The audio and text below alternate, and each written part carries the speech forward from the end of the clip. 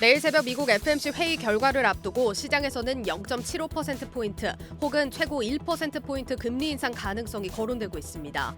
긴축 공포에 코스피는 1.8% 이상 하락했고 코스닥 지수는 3% 가까이 급락하며 800선이 붕괴됐습니다. 유승찬 KB증권 리서치센터장은 한국경제TV와의 인터뷰에서 긴축 충격은 7월과 8월을 고비로 연말로 갈수록 완화될 것이라고 전망했습니다. 그는 특히 반도체와 배터리 등 글로벌 공급망 재편에 투자 기회가 있다고 진단했습니다. 그룹 방탄소년단의 단체 활동 중단 선언에 전 세계 팬들이 충격에 빠졌습니다. 소속사인 하이브의 주가는 25% 가까이 추락하며 하루 새 시가총액 2조 원이 날아갔습니다. 위메이드가 자체 개발한 플랫폼 위믹스 3.0과 100% 안전자산을 담보로 하는 스테이블 코인 위믹스 코인을 공개했습니다. 게임 회사를 넘어 블록체인 기반 게임 플랫폼으로 도약하기 위한 생태계 구축에 나섰다는 분석입니다.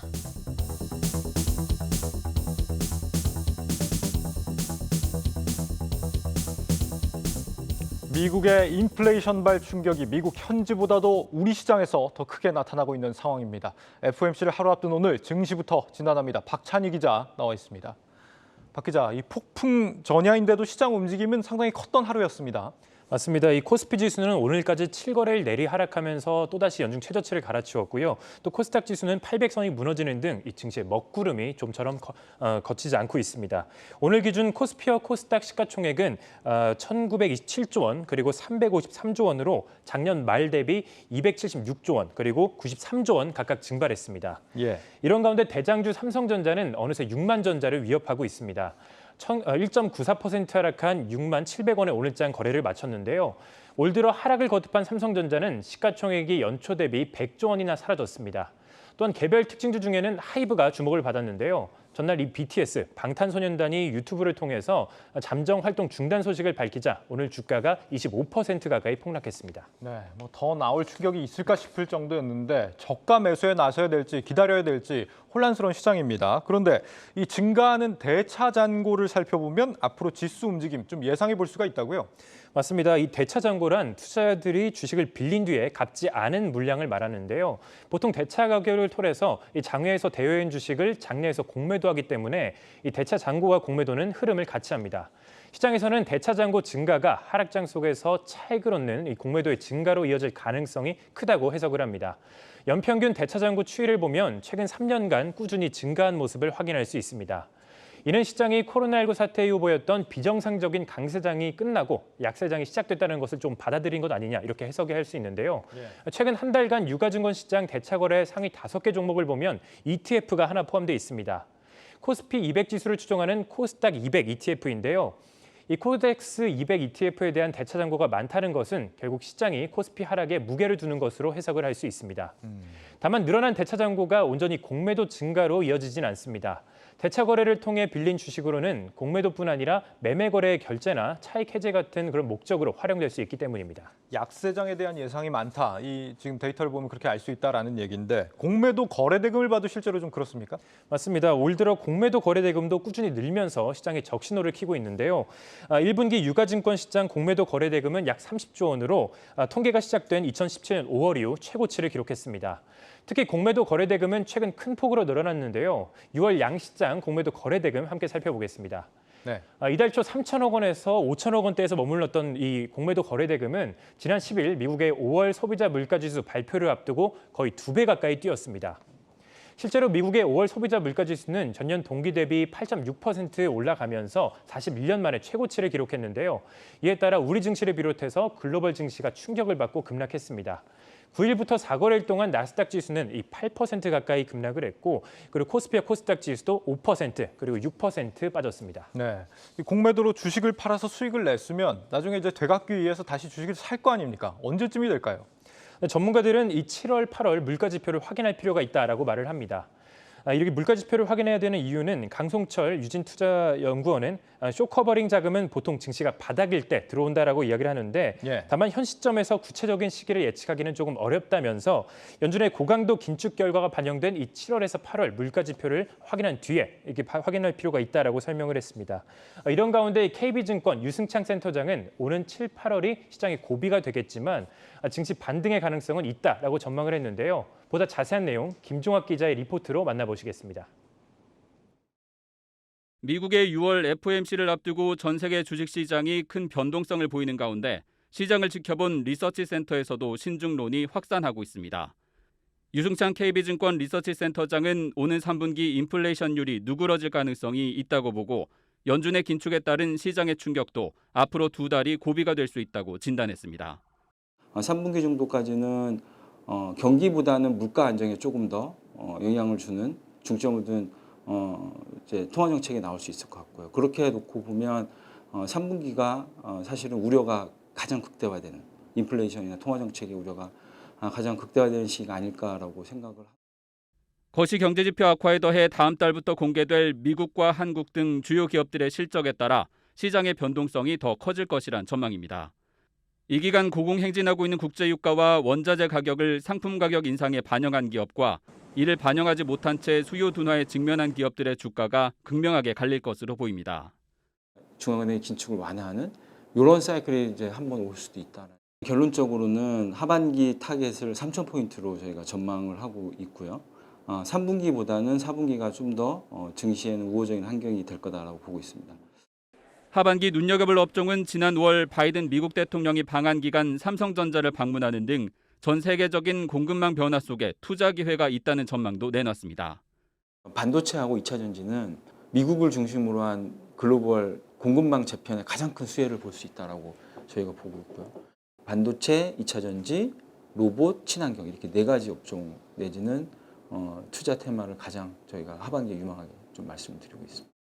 유 센터장은 1970년대 스태그플레이션 시기에도 주식시장이 상승하고 워런 버핏 등 스타가 탄생했다며 시장에 여전히 투자 기회가 남아있다고 조언합니다. 이에 따라 연말 낙관적인 관점을 유지하고 중앙은행의 정책 기조가 바뀌는 9월 이후를 대비한 분산 투자 전략이 필요한 시점이라고 강조했습니다. 한국경제TV 김종학입니다. 네, 전문가의 말처럼 하반기 반등의 가능성 조금 더 긴 호흡으로 지켜보시는 게 좋겠습니다. 증권부 박찬희 기자였습니다.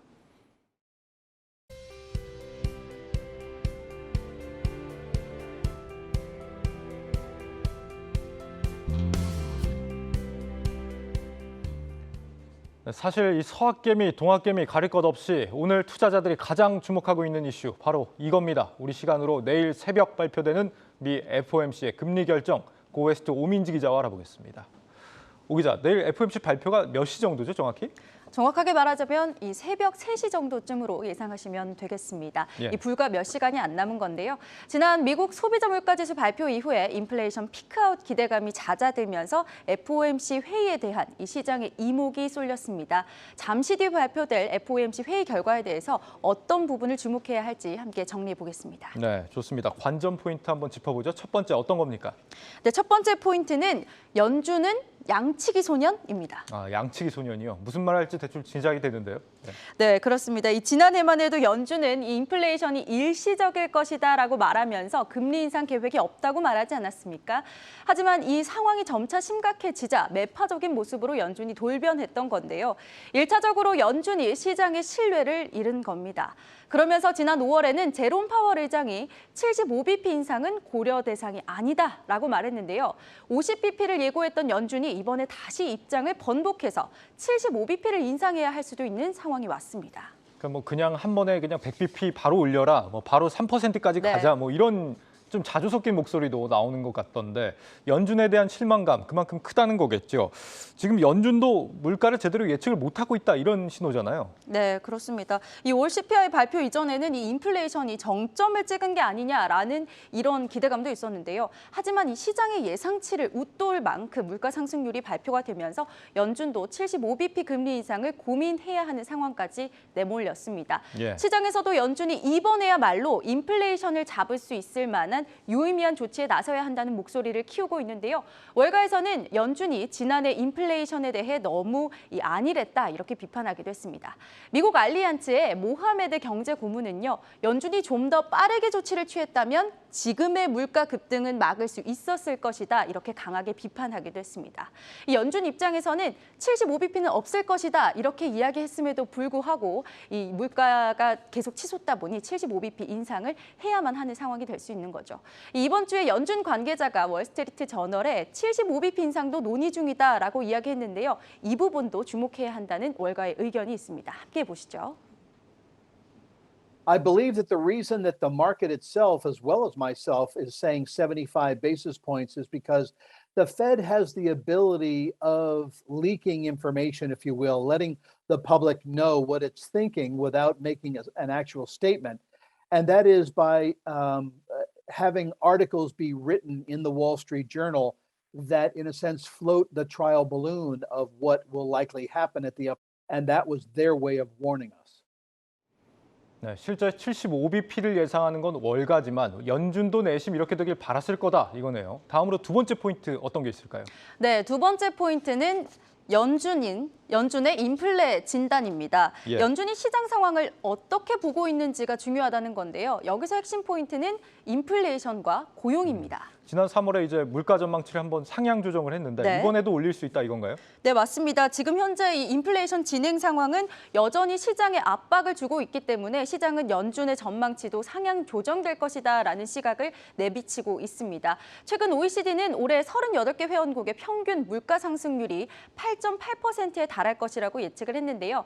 작년 12월에 제시했던 4.4%보다 이 2배 가까이 뛴 겁니다. 예. 이렇다 보니 독일의 도이치방크는 연준이 6월 전망에서 인플레이션 전망치를 5.6%까지 올릴 것이다라고 예상했습니다. 이후 내년 말에는 3%, 2024년 말에는 2.3%로 둔화할 것이다. 이런 시나리오를 제시했습니다. 네, 이 연준에는 우리 한국은행과는 다르게 물가 안정 외에 이제 완전 고용이라는 책무도 지금 연준은 갖고 있잖아요. 근데 지금은 이제 고용에 대한 걱정은 별로 안 하는 것처럼 보여요.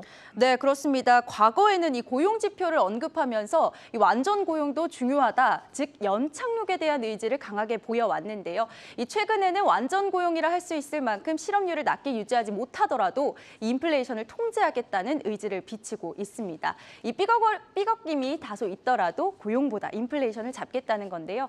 로레타 메스터 클리블랜드 연방준비제도이사회 총재는요. 실업률이 오르고 성장에 부담이 가더라도 인플레이션을 잡아야 한다. 이런 실업률을 못지않게 인플레이션이 우리 경제에 주는 고통이 굉장히 크다라고 이야기를 한 겁니다. 네, 알겠습니다. 마지막 포인트로 넘어가 보죠. 마지막 포인트 한번 볼까요? 네, 마지막 포인트. 아직 4발 남았다. 네. 어디서 좀 본 것 같은 대사인데요? 네, 맞습니다. 이 유명 영화에서 총알이 한 발 더 남았다라고 이야기하면서 이야기하는 부분인데요. 예. 연준 입장에서는 아직 4발이 더 남은 상황입니다. 이 FOMC 회의는 통상 1년에 8차례 열립니다. 이번 6월 회의가 지나고 나면 올해는 4번의 회의가 더 남은 상황이죠. 따라서 아직 4발이나 남은 연준이 금리 인상 기조를 어떻게 가져갈지를 주목해야 하는 부분입니다. 그래서 시장은 이번 6월 FOMC에서 발표될 점도표에 더 시선이 갈 수밖에 없는 상황이죠. 네, 앞으로 연준 인사들이 예상하는 금리 전망을 점으로 표현한 게 점도표죠. 어떻게 예상이 되고 있습니까? 네, 지난 3월 연준이 제시한 점도표는요. 올해 말에 1.9%, 내년 말에 2.8%였는데요. 네. 시장의 중론은 연준의 점도표상 올해 최종 금리가 상향될 것이라는 겁니다. 이 골드만삭스는 6월과 7월 모두 75bp가 인상이 되고 또 이후 9월에 50bp, 11월과 12월에 25bp씩 인상이 되면서 3.25에서 3.5%를 제시했고요. 이 밖에 노무라에서는 2.87%, ING증권에서는 2.6%를 제시했습니다. 이 FOMC 발표를 앞두고 파월의 발언도 앞으로 4차례 남은 FOMC의 행보를 예측할 수 있는 요소입니다. 이 몇 시간 뒤에 발표될 FOMC 회의 결과에 따라서 이 어려운 장세를 어떻게 대비할지 투자 전략을 세우는 것이 필요하겠습니다. 네, 벌써부터 긴장이 됩니다. 고에스트 오민지 기자였습니다.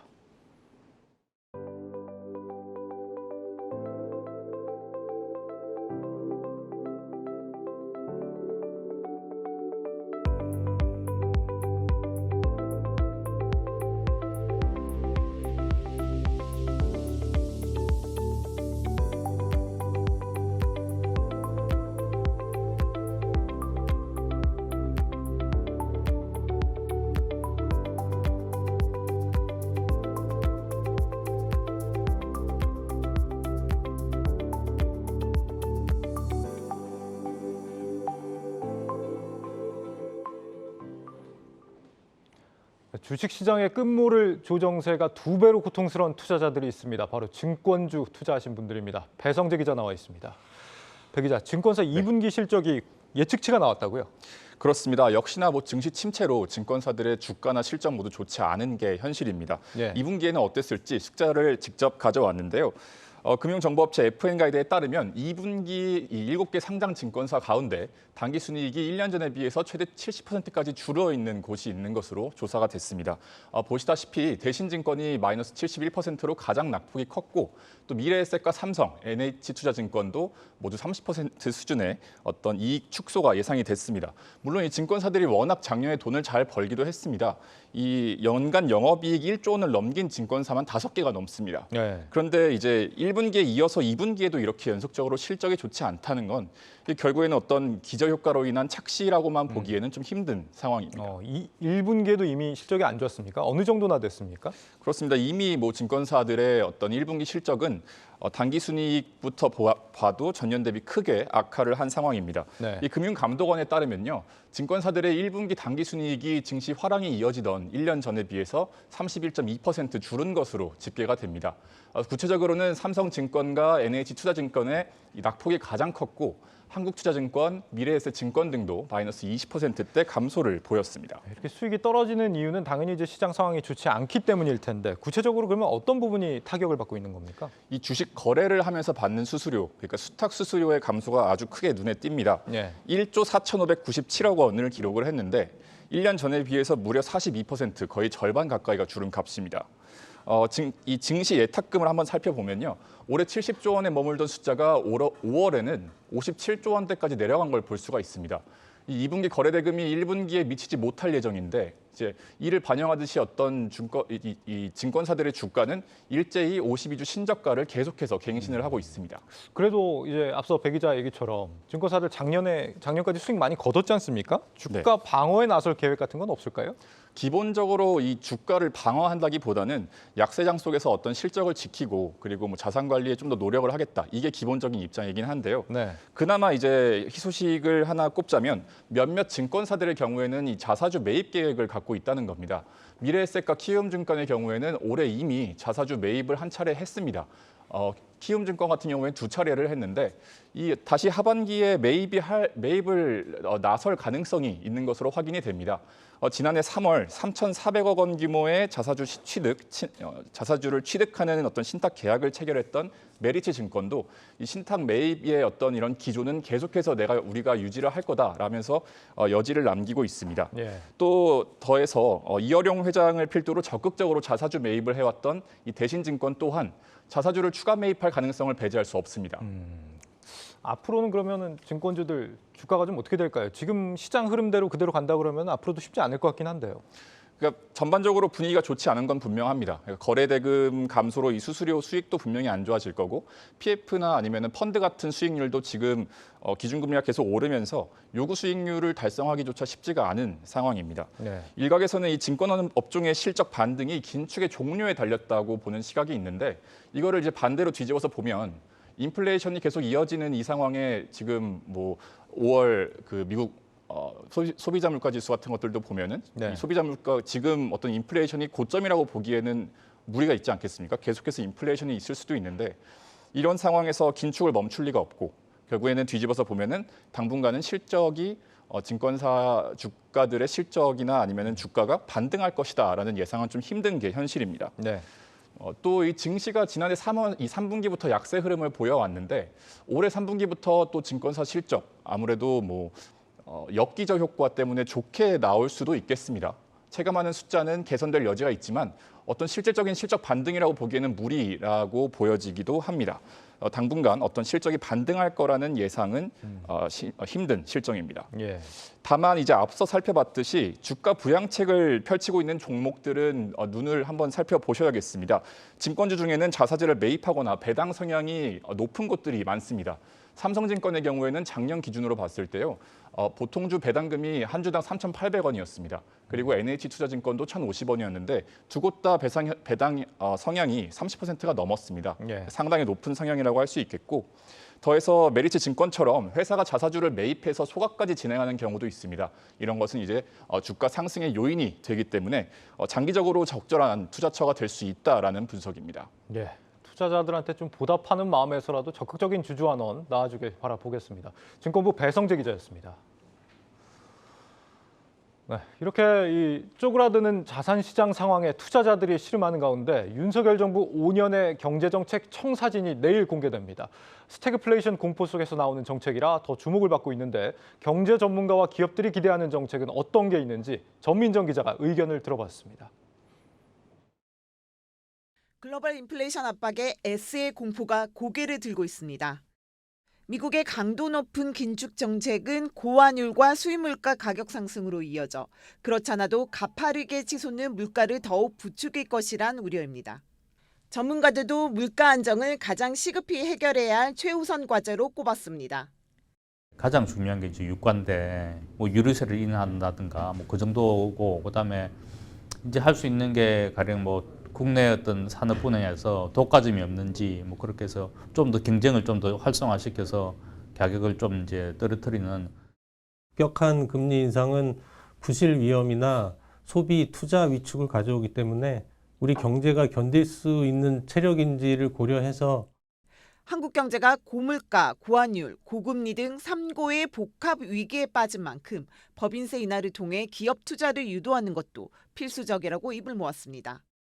25%까지인가 아마 올라왔는데 과거 22% 정도까지 인하하는 게 이제 이 현 정부에서 올리기 전까지 수준으로 일단 내리는 게 필요하겠습니다. 법인세 기대 효과는 결국 투자를 활성화시키고 그렇게 투자를 통해서 이제 기업이 성장하고 그 성장한 기업이 다시 이제 그 소득을 창출하는 그런 그 효과를 가지고 있기 때문에. 기업 활동을 방해하는 덩어리 규제를 없앰으로써 민간 경제에 활력을 불어넣어 지금의 위기를 극복하겠다는 것도 정부 보관입니다. 다만 정부 주도의 규제 혁신 체계를 효율적으로 운영하고 민간의 참여를 높이는 방향으로 규제 개선의 실효성을 높여나가야 한다는 제언입니다. 규제 운영 주체인 정부와 규제를 직접 적용받는 기업 파트가 동수로 구성이 돼야 현장의 그런 애로사항들이 적절히 잘 반영될 수 있을 것으로. 경제안보 측면에서 반도체와 같은 국가 전략기술 육성을 위해 세액공제 등 인센티브를 늘리고 규제 걸림돌을 없애야 한다는 데에도 전문가들은 의견을 같이 했습니다. 그 우리나라 R&D의 거의 한 80% 가까이는 사실상 대기업에 의해서 이루어지는 거거든요. 대기업이 하는 그런 R&D에 대해서 그 과거 수준으로 조금 이제 좀 더 R&D에 대한 그 세액 공제를 좀 더 확대하는 것도 저는 필요하다고 생각합니다. 서비스 발전 기본법 제정과 서비스 특화 정책을 통해 제조업을 바탕으로 한 수출 중심 성장의 한계를 넘어서야 한다는 조언도 나왔습니다. 서비스 산업에 적용 가능한 가치평가 모델을 개발하거나 서비스 R&D에 특화된 친화적인 어떤 그 지원 체제 구축 등이 필요하다고. 하지만 법인세 인하와 서비스 발전 기본법 제정과 같은 중요 과제는 국회 문턱을 넘는 것이 필수. 민간 주도의 경제 성장을 이뤄내기 위해선 여소야대 전국에서 여야 간 협치를 통한 협력이 그 어느 때보다 중요하다는 지적입니다. 한국경제TV 전민정입니다. 그리고 방탄소년단을 한동안 만나볼 수 없게 됐다는 소식에 충격을 받은 건 전 세계 팬들만이 아니었습니다. 소속사 하이브의 주가가 급락하며 시가총액은 하루 새 무려 2조 원 가까이 줄었습니다. 단체 활동과 개인 활동 일정을 병행하는 거다. 하이브 측이 재빨리 해명했지만 주가 하락을 막기에는 역부족이었습니다. 유호성 기자입니다. 인기 아이돌 그룹 BTS 멤버들의 그룹 활동 중단 선언에 이들 소속사인 하이브의 주가는 하루 만에 25%가량 내려앉았습니다.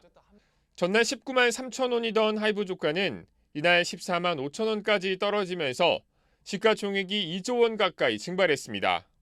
아이돌 그룹이 단체 활동을 중단한다는 소식에 회사 주가가 이렇게나 크게 빠진 이유는 하이브의 매출 구조 때문입니다. 하이브는 전체 매출의 70%를 BTS가 벌어들일 정도로 단일 그룹에 대한 의존도가 높은 상황이라 BTS 멤버들의 행보에 대한 민감도가 높을 수밖에 없습니다. BTS는 그룹의 해체나 은퇴가 아니고 멤버 개인별 활동을 이어가겠다고 하면서 활동의 완전한 중단이 아니라는 것을 시사했습니다. 하지만 멤버들이 병역 의무를 이행해야 하는 시기가 다가오면서 하이브의 실적 악화는 정해진 수순이었다는 것이 업계의 중론입니다. BTS 최고령 멤버 진이 내년 30세가 되면서 더 이상 병역의 의무를 미루는 것이 불가능해 내년부터는 완전체 활동이 어려운 상황입니다. 증권가에서도 멤버들의 개인 활동이 이어진다고 해도 단체 활동만큼의 수익을 벌기 어려울 것으로 내다보고 있습니다. 급격한 주가 하락에 하이브는 단체 활동과 개인 활동을 병행할 것이라는 입장문을 내고 사태 수습에 나섰습니다. 하이브는 방탄소년단은 팀 활동과 개별 활동을 병행하는 새로운 챕터를 시작한다며 방탄소년단이 롱런하는 팀이 되기 위한 자양분이 될 것이라고 밝혔습니다.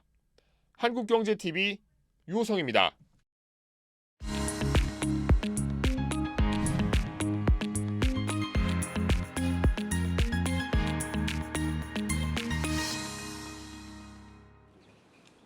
범죄도시 2가 흥행하면서 영화계 활기가 돌자 쇼박스가 제작비 200억 원 규모 비상선언의 개봉을 확정했습니다. 여기에 영화뿐만 아니라 드라마, NFT, 메타버스 등으로도 사업을 확장한다라는 포부를 밝혔는데 관련해서 유통산업부 박승환 기자와 함께 이야기 나눠보도록 하겠습니다. 박 기자, 먼저 쇼박스가 기업 설명회를 개최했다고요? 네, 쇼박스 미디어데이는 오늘 오전 11시 서울 용산 드래곤시티에서 열렸습니다. 네. 영화 제작 발표회는 진행한 적이 있어도 쇼박스가 기업 설명회를 연 건 1999년 창립 이래 처음이라고 합니다. 그러니까요. 김대수 대표가 직접 자리해서 세계 시장에서 K 콘텐츠의 무한 확장을 이끌겠다고 선언했는데요. 첫 단추로는 기획 창작 집단을 만들 계획이라고 합니다. 감독이나 작가 등 다양한 창작자들의 아이디어를 안정적으로 발굴, 원천 IP를 슈퍼 IP로 키우겠다는 포부입니다. 네. 동시에 메타버스나 NFT로의 활용이 가능한 IP를 찾아내고 해외로 사업 영역을 넓히겠다는 청사진도 내놨습니다. 지금 제시된 포부도 그렇지만 20년 넘게 없던 기업 설명회를 지금에 열었다. 이게 좀 의미가 있을 것 같아요. 어떻습니까? 맞습니다. 쇼박스는 영화의 투자, 제작, 배급을 사업 중심에 둔 기업입니다. CJ ENM, 롯데엔터테인먼트, 뉴 등과 더불어 국내 빅4 영화 배급사인데요. 한편의 영화가 관객에게 오기까지는 대략 5단계를 지났는데 먼저 제작사가 영화사를 기획하면 배급사가 투자를 진행합니다. 이 자금으로 제작사는 작품을 만들고 배급사는 스크린을 확보하는 한편 영화 홍보를 맡습니다. 이후 관객들이 낸 관람료를 영화관과 배급사가 나눠 갖고 제작비를 넘는 이익이 생기면 투자자나 제작사에게도 몫이 돌아갑니다. 예. 배급사들은 코로나19 내내 영화 개봉 자체를 미뤄왔는데요. 영화관의 관객 발길이 끊기다 보니 투자비 회수가 전혀 불가능했기 때문입니다. 국내 영화 산업의 부활 조짐이 보이는 지금이 미뤄둔 작품을 공개하고 나아가 새로운 사업 비전을 내놓을 때라고 판단한 것으로 보입니다. 예, 알겠습니다. 지금 이제 미뤄둔 영화 개봉을 한다라고 예고가 된 게 비상선언인데 이게 얘기가 많이 들려서 보니까 출연진도 굉장히 화려하고 기대감이 크더라고요. 맞습니다. 비상선언은 관상, 더킹을 연출한 한재림 감독의 작품입니다. 네. 비행기에서 펼쳐지는 재난 상황을 다뤘는데 말씀하신 것처럼 송광호, 이병헌, 전도연 등 배우들이 출연해 초호화 캐스팅이라는 평가가 나오고 있습니다. 네. 당초 올해 1월 개봉 예정이었는데요. 오미크론 확산에 개봉을 무기한 연기하다가 오는 8월 관객들과 만나기로 최종 결정했습니다. 이외에도 쇼박스는 묘를 이장하는 풍수사와 장의사, 무당에게 벌어지는 이야기인 파묘, 레바논 외교관의 납치 실화를 그린 피랍 등이 개봉 라인업에 이름을 올렸습니다. 예. 눈에 띄는 점은 드라마 제작 확대를 선언한 건데요. 현재 계획 중인 TV 드라마와 OCC 시리즈만 40편, 이 중 3편은 올해 촬영에 들어가고 내년에는 3편에서 5편의 작품을 공개할 계획입니다. 예, 사실 쇼박스 하면 영화인데 드라마 제작도 확대를 하는군요. 맞습니다.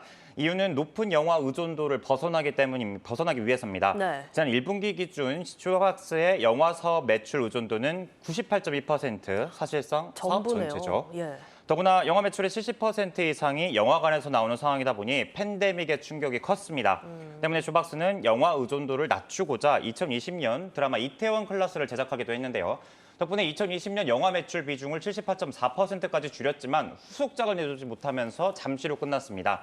2021년 영화 비중이 99.1%로 다시 치솟은 거죠. 지금 사업의 99%가 한 분야라면 얼른 새로운 먹거리를 찾아야 하는 시점인 것 같습니다. 새 판짝이 절실할 것 같습니다. 맞습니다. 실제로 쇼박스 매출은 2010년대 후반부터 내리막을 걷다가 코로나19 사태에 직격탄을 맞았습니다. 2017년 1,000억 원이 넘던 매출이 3년 새 반토막이 난 건데요. 예. 그나마 지난 1분기 매출이 전년 기간 대비 86.7% 증가하면서 반등 조짐을 보이고 있습니다. 네. 회복하는 영화 산업에 K 콘텐츠의 인기가 한 몫을 한 것으로 보이는데 기사를 몰아서 지난 4월에는 MCG, 마음캐피탈 그룹이죠. 1,416억 원의 투자를 이끌어내는 데 성공했습니다. MCG는 LS그룹 3세인 구본웅 대표가 실리콘밸리에 설립한 투자회사입니다. 예. 당시 투자로 쇼박스의 지분 30%가량을 확보해서 2대 주주에 올랐는데요. 예. 쇼박스와 함께 세계 콘텐츠 시장에 진출할 계획입니다. 알겠습니다. 일단 장기간 침체를 벗어난 지금이 새 출발의 적기다 이렇게 판단을 한 것 같습니다. 자, 2대 주주가 마음캐피탈이라고 하는데 쇼박스 최대 주주는 누굽니까? 네, 지분 57.6%를 보유한 오리온 홀딩스입니다. 제가회사 오리온의 지주회사로 알려져 있죠. 네. 증권시장에서 오리온을 두고는 군계 일학이다, 소문난 잔치에 먹을 것이 너무 많다 이런 제목의 긍정적인 리포트가 쏟아지고 있습니다. 예. 주가 흐름도 좋고요. 반면 쇼박스와 오리온을 거느린 오리온 홀딩스는 좀처럼 힘을 쓰지 못하는 모습입니다. 실제로 쇼박스는 2015년 천만 영화인 암살 외에도 사도, 내부자 등이 줄줄이 흥행하면서 정성기를 보냈습니다. 네. 당시 한국 영화도 호황기여서 쇼박스는 배당을 통해 그룹의 캐시카우 역할을 톡톡히 했는데요. 2020년이 마지막 배당이었습니다. 쇼박스가 오리온의 아픈 사업부로 거론되는 이유인데요. 기대작 개봉에 신사업 계획 등으로 새 출발을 다짐한 만큼 그룹의 효자로 거듭날 수 있을지 주목됩니다. 네, 쇼박스 다시 과거의 영광을 되찾을 수 있을지 지켜봐야겠습니다. 유통산업부 박승환 기자였습니다.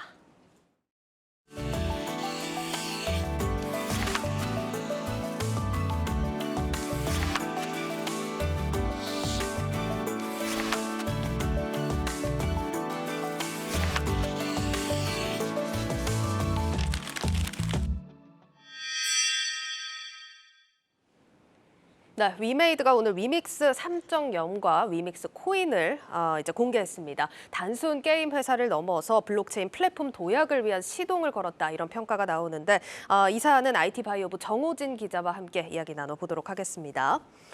예, 정 기자, 일단 위메이드가 게임사긴 하지만 일단 위믹스 코인으로도 유명하기 때문에 요즘 사실 코인 시장이 장세가 위메이드 주가에도 좀 많이 반영이 되는 것 같더라고요. 네, 맞습니다. 최근 게임사뿐만 아니라 다양한 기술주, 성장주들이 전반적으로 상황이 좋지 않은데요. 예. 코인 사업에 힘을 주고 있는 위메이드는 더했습니다.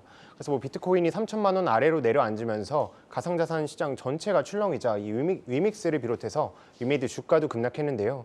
어제 위메이드 주가 한번 보면 14.29% 하락한 68,400원의 장을 마쳤고요. 예. 오늘도 장 초반 소폭 반등했지만 2.49% 하락 마감했습니다. 예, 지금 주가를 보면 좀 조마조마한 느낌이 드는데 이런 가운데 위메이드가 위믹스 관련해서 새로운 소식을 내놨잖아요. 네, 맞습니다. 오늘 오전 위믹스 3.0 쇼케이스를 진행했는데요. 네. 다양한 얘기들이 많이 나왔지만 핵심은 자체 플랫폼을 구축하고 또 위믹스 달러라는 이 스테이블 코인을 발행하겠다는 게 주요 내용이었습니다. 근데 이제 조금 우려가 되는 게 테라 사태 때 문제가 터졌던 게 이 스테이블 코인입니다. 이 단어만 듣고도 사실 경계감을 가지시는 분들이 많을 것 같아서 좀 걱정이 되는데 어떻습니까? 네, 그렇습니다. 그런데 위믹스 달러랑 테라는 조금 다른 점이 있거든요. 네. 테라를 설명드리자면 테라는 가격이 떨어지면 이 루나로 다시 테라를 사들여서 이 테라의 가격을 높이고요.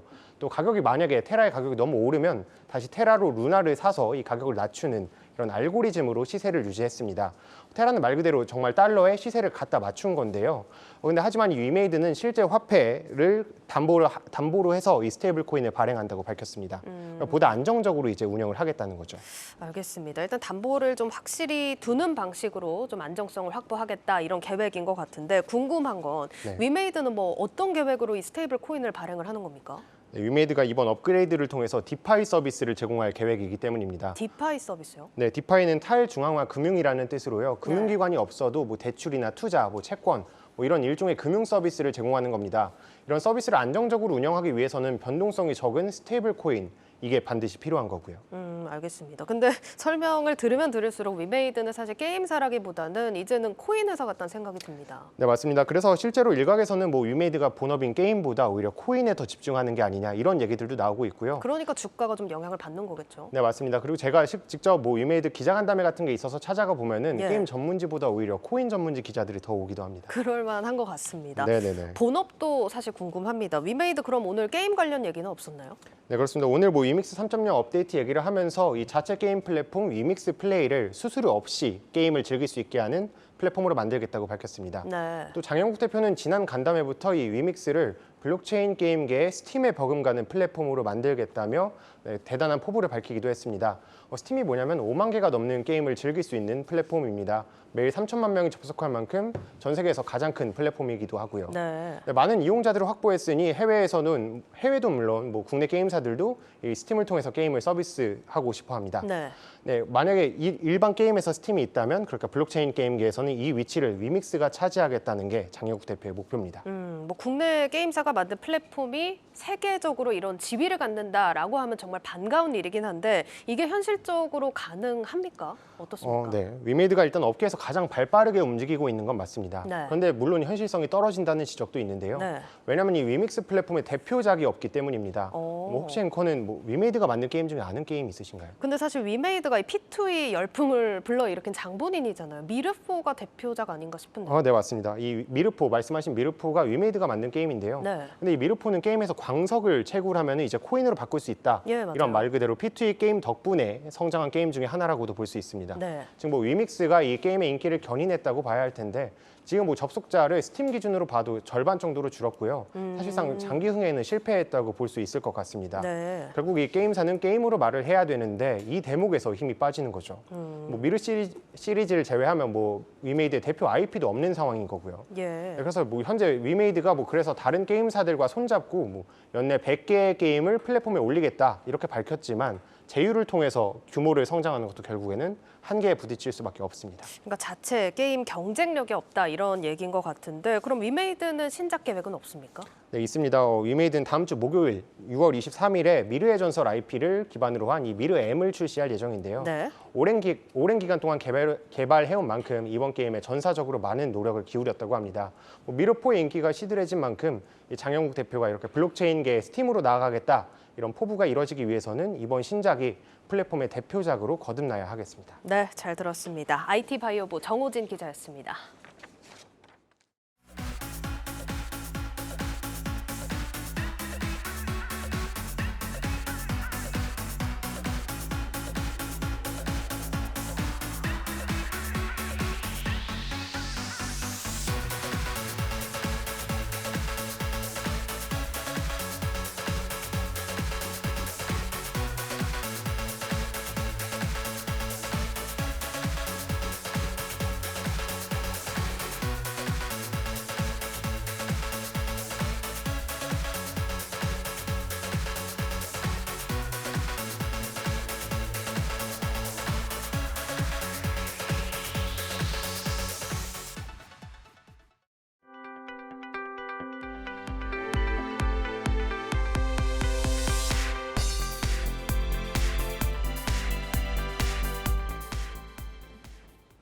설계사나 영업점 없이 온라인으로만 상품을 파는 이른바 디지털 손해보험사들이 4강 체제로 재편될 조짐입니다. 신한손해보험과 카카오페이 손보가 출범 준비에 나서면서 선두 자리를 놓고 치열한 경쟁이 예고되고 있습니다. 이민재 기자 리포트 보시고 이어가겠습니다.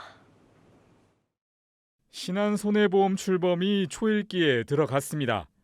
지난 9일 금융위원회가 신한금융의 BNP 파리바 카디프 손해보험 자회사 편입을 승인하면서 관련 절차에 속도가 붙고 있습니다.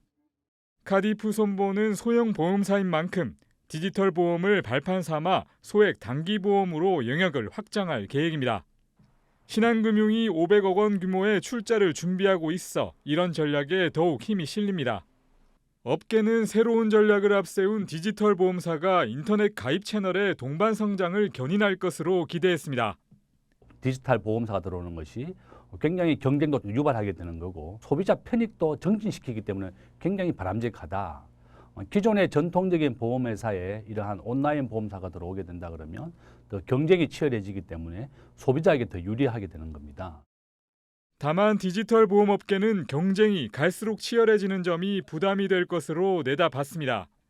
기존 캐럿과 하나손보에 이어 3분기 내에 카카오페이 손보까지 등장을 앞두고 있어 신한손보와의 경쟁이 불가피한 상황입니다. 카카오페이 손보는 여행자와 동호회 등 생활 밀착형 소액보험을 필두로 시장 확장을 준비 중이고 캐럿과 하나도 디지털 특화 상품을 주목하고 있습니다. 전문가들은 디지털 정보화 수준이 타 세대 대비 높은 MZ세대를 겨냥한 상품 경쟁에서 승부가 날 것으로 내다봤습니다. 기존의 보험 회사들이 제공하지 않았던 서비스나 상품을 시장에 출시를 하고 한 번에 시도를 한다고 성공하지 않을 거잖아요. 시도했을 때 발생하는 비용도 크기 때문에 신생 회사들이 시도를 계속 자주 해서 어떻게 보면 성공 모델을 찾을 수 있으면은 디지털 전환이 촉진되는 효과가 좀 있을 것 같습니다. 디지털 보험사가 4강 체제로 재편되는 상황에서 시장의 트렌드를 이끌 보험사가 누가 될지 시장에 관심이 쏠리고 있습니다. 한국경제TV 이민재입니다. 새로운 보험사들이 온라인 보험 시장에 뛰어들었지만 그렇다고 디지털 보험업이 강력한 먹거리가 되고 있는 건 아닙니다. 수익성 면에서 거는 기대감이 크지 않다고 하는데 경제부 장슬기 기자와 이야기 나눠보겠습니다. 장 기자, 이게 디지털 보험업이 관심만큼 좋은 상황은 아니라고요? 네, 맞습니다. 근데 그럴 수밖에 없는 게 현재 영업 중인 디지털 보험사들이 모두 적자를 면치 못하고 있기 때문입니다. 최근 사실 금융권에서는 미니 보험이나 온라인 보험이 트렌드다 이런 이야기들이 좀 끊임없이 좀 나오고 있는데요. 정작 돈은 되지 않는다는 이런 한계점이 지적되고 있는 겁니다. 실제 성적을 좀 한번 보면요. 이 디지털 보험사 1호인 캐롯손해보험의 경우 올 1분기에 146억 원의 적자, 그리고 하나손해보험도 이 기간 69억 원의 적자를 냈는데 문제는 이게 처음이 아니라는 겁니다. 이게 은행 업계에서는 인터넷 전문 은행들이 그래도 입지를 다지고 있는 상황인데 디지털 보험사들은 오히려 적자가 나고 있습니다. 이유가 뭘까요? 네, 먼저 이제 캐롯손해보험 같은 경우는 지난 2019년 그리고 하나손해보험은 2020년에 출범을 했습니다. 사실 좀 출범한 지 얼마 되지 않은 보험사들이기 때문에 초기 마케팅 비용이라던가 이런 투자 비용 등을 좀 감안하면 흑자를 낼 때까지는 조금 기다려야 한다. 이런 의견들도 좀 나오고 있습니다. 하지만 이런 것들을 감안한다 하더라도 이 금융권에서는 보험업권의 판매 채널 특성을 가장 근본적인 원인으로 보고 있습니다.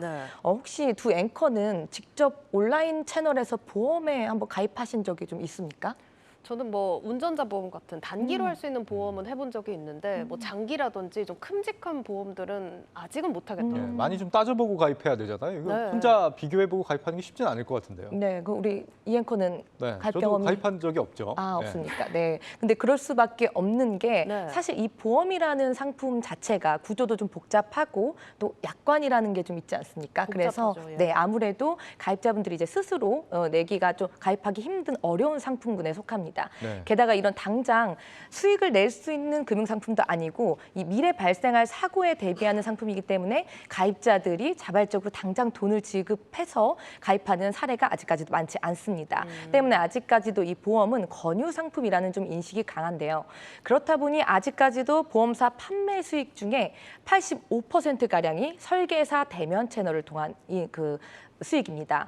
실제 올 1분기 이 손해보험사의 수익보험료 중에 온라인 판매 채널이 차지하는 비중을 보시면 전체의 7% 수준입니다. 사실 인터넷 전문은행 같은 경우도 처음에 이제 대출받고 하는 게 굉장히 어렵다고 느껴졌는데 시간이 지나니까 많이들 가입을 하고 하시더라고요. 그런 측면에서 봤을 때는 보험도 좀 상품을 좀 쉽게 만들면 앞으로 나아지지 않을까 싶기도 한데요. 네, 맞습니다. 그래서 현재 나오고 있는 디지털 보험사들이 주력하고 있는 상품이 바로 미니보험입니다. 이 미니보험, 이 소액 단기 보험이라고도 좀 불리는데요. 주로 가입 기간 1년 이내 그리고 보험료가 10,000원 안팎인 상품들을 의미를 합니다. 이 실제 최근 나온 상품들을 좀 살펴보면요. 월 990원짜리 운전자 보험도 있고 간편하게 선물을 할 수 있는 10,000원대 미니보험 상품들도 좀 쏟아져 나오고 있습니다. 이게 기간도 짧고 이 보장 내역도 장기 상품보다는 비교적 간단하기 때문에 이해가 좀 쉽습니다. 그런데 사실 이 보험사 입장에서 보면요. 사실 그리 돈이 되는 상품들은 아닐 수밖에 없습니다. 앞서 보신 대로 온라인으로 가입하는 비중은 전체의 10%도 채 되지 않는데 그마저도 보험료가 싸기 때문에 수익성을 끌어올리는 데는 한계가 있다는 설명입니다. 미니 보험만으로는 어렵다 이거네요. 그런데도 이 출사표를 던지는 업체들 계속해서 있다라는 거는 뭘 의미하는 걸까요? 뭔가 좀 그래도 그 안에 기회가 있다 이런 얘기 아닙니까? 네, 먼저 일단 전체적인 좀 흐름을 좀 보시면 보험뿐만 아니라 금융권 전반적으로 이제 언택트 그리고 이제 디지털화는 피할 수 없는 흐름이 된 상황입니다. 여기에 이제 가장 중요한 게 저출산 고령화가 좀 빨라지면서 보험사들도 기존 시장 외에 틈새 시장을 좀 선점해야 하는 과제도 생긴 상황입니다. 사실 금융당국도 이 미니보험을 활성화하기 위해서 지난해 소액 단기보험사 설립을 위한 자본 요건을 좀 완화하고 설립 신청을 받기도 했는데요. 이 결국 수익성이라는 한계 때문에 지금까지 접수된 건은 0건인 것으로 알려졌습니다. 특히 앞서 언급했던 캐롯이나 이제 하나손 손해보험의 경우에도 다양하고 획기적인 상품을 내놓으면서 시장에서는 좀 신선하다 이런 평가를 받긴 했지만 결국 적자를 면치 못했다는 한계점이 지적되고 있는 상황입니다. 그러니까 미래의 먹거리다라는 생각에 뛰어는 들지만 아직까지 성공할지는 알 수 없다 이런 얘기인 것 같습니다. 이런 상황이라면 뭐 차별화된 전략이라든지 이런 것들이 나와줘야 하는 건 아니겠습니까? 네, 맞습니다. 일단 보험료가 저렴한 상품이더라도 사실 많이 팔면 돈이 되기 마련입니다. 예, 그래서 이 카카오페이 손해보험의 경우에는 카카오라는 강력한 플랫폼 채널이 있기 때문에 이 젊은 층의 접근성을 좀 높일 수 있을 것이다. 이런 기대감은 나오고 있습니다. 이제 다만 다른 보험사들을 좀 살펴보면요. 신한이나 하나손보의 경우에는 금융지주 계열이기는 하지만 아직까지 카카오에 대응할 만한 플랫폼이 사실 마땅치 않기 때문에 이제 먼저 이 접근성을 어떻게 높일 것이냐 이게 가장 첫 번째 과제가 될 것으로 좀 보이고요. 이 스스로 온라인 채널을 통해 들어올 수 있는 소비자들은 현재 주로 이제 2030, MZ 세대들이 좀 꼽히고 있는데 이들을 어떻게 채널로 끌어들일 수 있느냐가 가장 중요한 과제로 꼽힙니다. 어떻게 채널로 끌어들일 수 있을까요? 아무래도 가장 중요한 것은 이제 가입자가 얼마만큼 끌어들일 수 있는 이 상품이 있느냐 이게 가장 중요할 것 같습니다. 현재는 이제 주로 시중에 나와 있는 건 여행자 보험이나 펫보험, 뭐 미니 암보험 이런 것 중심으로 좀 단기 상품들이 나와 있는데요. 전문가들은 이 보험사의 경험 데이터가 더 충분히 쌓여야 한다고 강조하고 있습니다. 이 미니보험 시장이 활성화된 지는 오래되진 않았지만 이 종목도 좀 다양하게 늘릴 필요성이 있다는 설명입니다. 그래서 소비자들이 어떤 보장을 좀 필요로 하는지 그리고 적정한 보험료율은 얼마인지 이런 경험 데이터를 충분히 쌓는 디지털 보험사가 이번 경쟁에서 우위를 선점할 수 있을 것이다 이렇게 보고 있습니다. 이제 즉 디지털 보험 채널 특성을 감안할 때 소비자들이 권유 없이도 직접 찾아와서 가입할 수 있는 이런 상품을 내놓을 수 있느냐가 이번 디지털 보험사들의 경쟁의 키가 될 것으로 전망되고 있습니다. 네, 잘 들었습니다. 오늘 내용 제목과 해시태그 어떻게 정리해 볼까요? 네, 아무래도 현재 이 디지털 보험업계 시장이 작은 것들을 좀 많이 팔아서 수익을 내야 하는 상황인 것 같아서요. 유튜브 제목은 디지털 보험사 티끌 모아 태산 만들까 이렇게 좀 정해봤고요. 해시태그는 샵 신상품 기대 그리고 샵 적자 그만 이렇게 잡아봤습니다. 네, 알겠습니다. 경제부 장슬기 기자였습니다.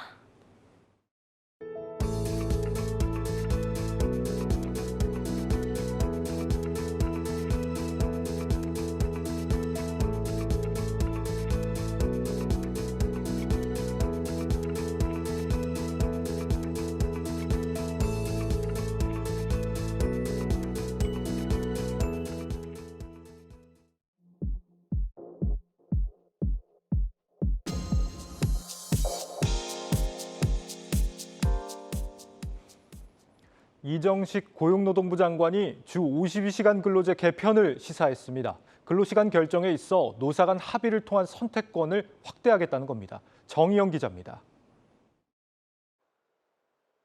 이정식 고용노동부 장관이 새 정부의 고용노동 정책을 근로자의 권익 보호와 기업의 활력을 제고하는 방식으로 이끌어 나가겠다고 말했습니다. 노사 간 상생을 지원하고 더 많은 기업의 일자리 창출을 유도하기 위해 근로자의 권익은 보호하면서 기업의 활력을 높일 수 있는 방안을 균형감 있게 추진해 나가고자 합니다. 우선 주 52시간 제도와 같은 근로시간 체계를 개편하겠다는 계획입니다. 전반적인 노동시간의 단축 기조는 유지하되 현재 제도가 일률적이고 경직적인 만큼 근로시간 운용에 있어 노사 간의 합의에 따른 선택권을 확대하겠다는 설명입니다. 산업구조, 근무 환경 등 시대적 변화를 반영하여 근로시간 제도는 합리적으로 개편할 계획입니다. 실근로시간은 꾸준히 단축하면서도 노사 합의를 기반으로 자신에게 적합한 방향으로 근로시간을 활용할 수 있도록 자율적인 선택권을 확대해 나가겠습니다. 아울러 노동시장 환경의 변화에 발맞춰 현재 기업들이 활용하고 있는 유연근무제와 재택근무제 활성화 등 일하는 문화를 개선하는 데 있어 제도적 지원을 뒷받침하겠다는 계획도 밝혔습니다. 근로시간 체계 개편과 더불어 안전한 노동시장 구축에도 힘써 나가겠다고 강조했습니다. 중대재해 감축 로드맵을 통해 산재 감축 목표를 수립하고 추진 계획을 보다 구체화할 예정입니다. 특히 새 정부의 노동시장 관련 주요 공약 가운데 하나인 중대재해처벌법 개편에 대한 의지도 내비쳤습니다. 중대재해처벌법과 같은 산업재해 감축을 위한 정책을 현재 처벌 중심에서 기업의 자율적인 예방을 유도하는 방식으로 개편하겠다는 겁니다. 국민 안전하고 건강한 노동시장 구현을 위해 산업안전보건정책 패러다임의 전환을 추진합니다. 산재 예방 정책은 기존의 규제, 감독, 처벌 중심에서 기업 자율, 결과 책임, 상시 안전 점검 체계 구축 중심으로 전환하겠습니다. 이 밖에도 고용시장에서 단절 없는 일자리 지원 체계를 구축하고 고용 안전망 확충을 뒷받침할 수 있는 정책적 수단을 마련해 나가는 데 힘써 나갈 방침입니다. 한국경제TV 정희영입니다. 전기차 플랫폼을 비롯해 미래 모빌리티 핵심 기술을 개발한 박정국 현대자동차 사장이 은탑 산업훈장을 수상했습니다. 한국자동차산업협회는 오늘 제19회 자동차의 날 기념 행사에서 박정국 사장 등 자동차 산업 발전에 기여한 유공자 33명을 포상했습니다. 마찬가지로 박광태 광주 글로벌 모터스 대표이사 역시 지역 경제 발전에 기여한 공로를 인정받아 은탑 산업훈장을 받았습니다.